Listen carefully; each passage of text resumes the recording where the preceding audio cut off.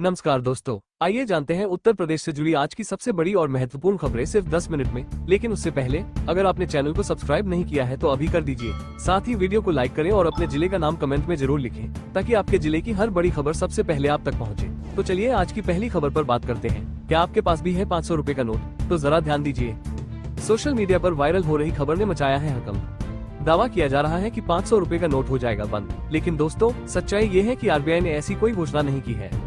Note बिल्कुल पहले की तरह चलता रहेगा, अफवाहों से रहें सावधान। एटीएम में छोटे नोटों की उपलब्धता बढ़ाने की है सिर्फ योजना, तो चैन की सांस लीजिए। 500 रुपए का नोट पूरी तरह से सुरक्षित है। अब आगे एक और खबर को देखें दोस्तों। गर्मी से बेहाल यूपी, कब आएगा मानसून? अब जानिए पूरा अपडेट। दोस्तों यूपी में तपिश का कहर जारी है और पारा है बेलगाम। 15 जिलों में हीटवेव का अलर्ट, कहीं तेज हवाएं तो कहीं बारिश के आसार। 12 से 13 जून के बीच कई इलाकों में झमाझम बारिश का अनुमान। मानसून इस बार जल्दी दे सकता है दस्तक, 15 से 20 जून के बीच। मौसम विभाग का कहना है कि इस बार सामान्य से ज्यादा बारिश मिलेगी, तो बस कुछ दिन और फिर राहत की बौछार आपके दरवाजे पर होगी।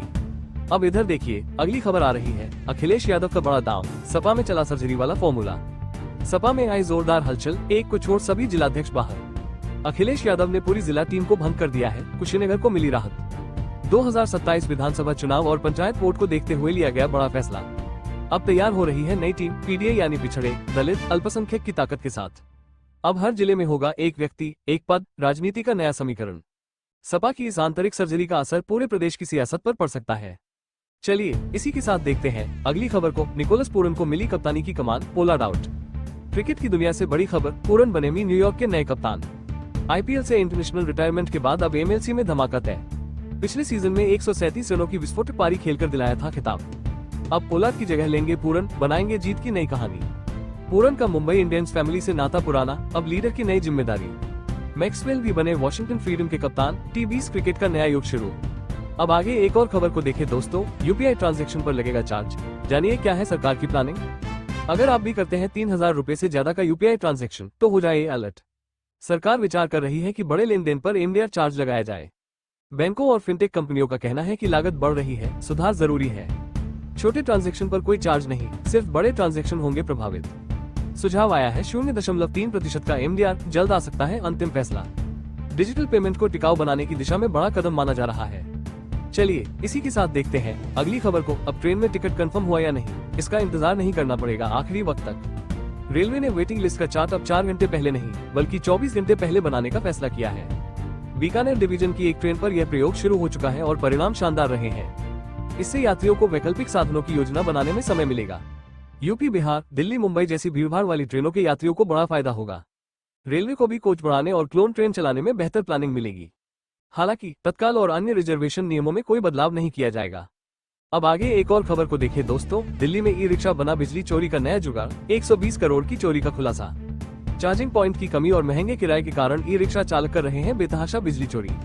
गोविंदपुरी जैसे इलाकों में दुकानों और पार्किंग से चोरी छिपे हो रही बैटरी चार्जिंग। स्मार्ट बैटरी की जगह सस्ती चार्जिंग के लिए चोरी का सहारा लिया जा रहा है। दिल्ली में करीब 1.25 लाख ई रिक्शा है, लेकिन सिर्फ 50,000 ही पंजीकृत है। सरकार चार्जिंग नीति बनाने की तैयारी में है, जिससे ई रिक्शा चालक और बिजली विभाग दोनों को राहत मिले। बिजली विभाग जल्द ही इस पर सख्त कार्रवाई कर सकता है। ई रिक्शा चालकों को लाइन में लगने और जगह की दिक्कत से मिल सकता है छुटकारा। अब इधर देखिए, अगली खबर आ रही है। आईटीआई पास युवाओं को नहीं मिल रही नौकरी, पुराने कोर्स बन रहे हैं बेरोजगारी की वजह। राजकीय आईटीआई अलीगंज में अब भी पुराने ढांचे और तकनीक पर आधारित ट्रेनिंग दी जा रही है। इसी कारण मारुति, टाटा जैसी कंपनियां आईटीआई पास छात्रों को नजरअंदाज कर रही है। जनवरी से मई तक के रोजगार मेलों में कुल 2215 युवाओं को नौकरी मिली, पर सिर्फ 403 ही आईटीआई से थे। बाकी 1800 से ज्यादा अभ्यर्थी स्नातक, बीटेक, एमबीए आदि पृष्ठभूमि से थे। अब एमआरएफ और सैमसंग 270 पदों पर युवाओं का इंटरव्यू लेने आ रही है। हाई स्कूल और आईटीआई पास पुरुष युवाओं को ट्रेनी पद के लिए मिलेगा मौका और 18,000 रुपए वेतन। रोजगार मेला 11 और 12 जून को अलीगंज स्थित संस्थान में लगेगा। चलिए इसी के साथ देखते हैं अगली खबर को। आईपीएल ट्रॉफी जीतने के बाद 17,000 करोड़ में बिक सकती है आरसीबी की टीम। रॉयल चैलेंजर्स बेंगलुरु की ब्रांड वैल्यू बूम पर है और मालिक कंपनी यूएसएल बेचने को तैयार। डियाजियो अब खेल फ्रेंचाइजी से बाहर निकलना चाहती है, फोकस रहेगा शराब कारोबार पर। भारत सरकार की ब्रांडिंग पॉलिसी और नियमों ने भी बिक्री की वजह मजबूत की है। विराट कोहली की मौजूदगी, सोशल मीडिया पकड़ और हाउसफुल स्टेडियम ने टीम की वैल्यू बढ़ा दी। नई टीमों की तुलना में आरसीबी की वैल्यू दोगुनी हो चुकी है, $2 billion. JSW, international sports brands और टेक कंपनियों के नाम खरीदारों की लिस्ट में शामिल हो सकते हैं। अगर डील होती है तो ये होगी आईपीएल इतिहास की सबसे बड़ी टीम बिक्री। चलिए इसी के साथ देखते हैं अगली खबर को। मध्य प्रदेश में आज हो रहा है बड़ा एनर्जी समिट, छोटे निवेशकों और किसानों को मिलेगा बड़ा मौका। भोपाल में सौर ऊर्जा से जुड़ी नई योजना पर दी जाएगी जानकारी। किसानों को अब ग्रिड से जुड़े पंपों के लिए सौर संयंत्र मिलेंगे।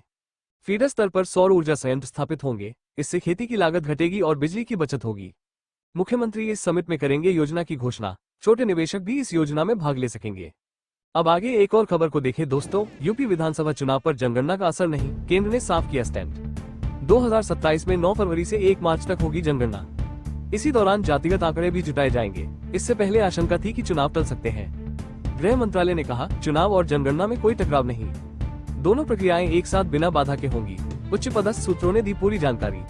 अब इधर देखिए अगली खबर आ रही है। लखनऊ के जयपुरिया कॉलेज में लगी आग, गनीमत रही कि कोई हताहत नहीं हुआ।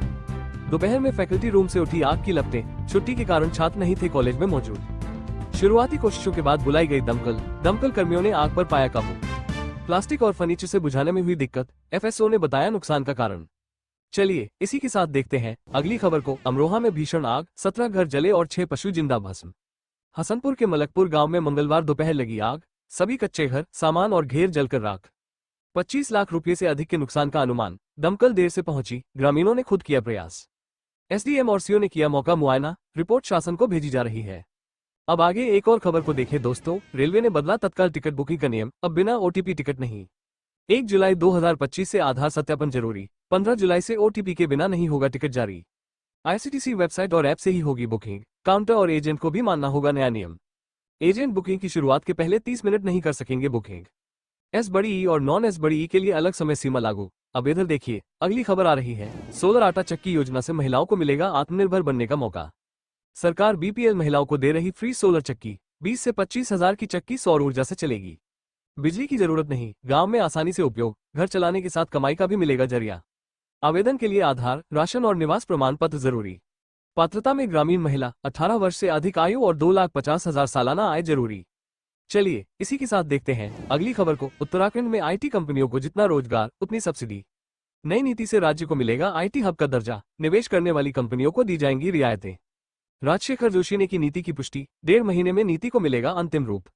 राज्य में पहले से 100 से ज्यादा आईटी कंपनियां कर रही काम। अब बड़े समूहों को भी बुलाने की तैयारी। अब आगे एक और खबर को देखें दोस्तों। लोन डिफॉल्ट करने वालों को बड़ी राहत, सुप्रीम कोर्ट ने बैंक पर कसा शिकंजा। कोर्ट ने कहा, एफआईआर से पहले फ्रॉड घोषित नहीं कर सकते। लोन अकाउंट को फ्रॉड बताना बराबर है ब्लैकलिस्ट करने के। अब बैंक को तय प्रक्रिया का पालन करना होगा। सुप्रीम कोर्ट ने 2 हाई कोर्ट के फैसलों पर विचार कर दिया निर्देश। लोनधारकों के हित में माना जा रहा है यह ऐतिहासिक फैसला। अब बाउंस ईएमआई पर बिना जांच नहीं होगी कड़ी कार्रवाई। तो दोस्तों ये थी आज की कुछ महत्वपूर्ण खबरें और जानकारियां जो आपके लिए बेहद उपयोगी साबित हो सकती हैं। ऐसी जानकारी आपको शायद और कहीं एक साथ न मिल सके, इसलिए रोज की ताज़ा खबरों के लिए हमारे चैनल को सब्सक्राइब जरूर करें और वीडियो को लाइक नहीं किया तो लाइक करें। साथ में अपने जिले का नाम कमेंट में लिखें ताकि आपके जिले से जुड़ी हर जानकारी आप तक पहुंच सके। धन्यवाद। जय हिंद, जय भारत।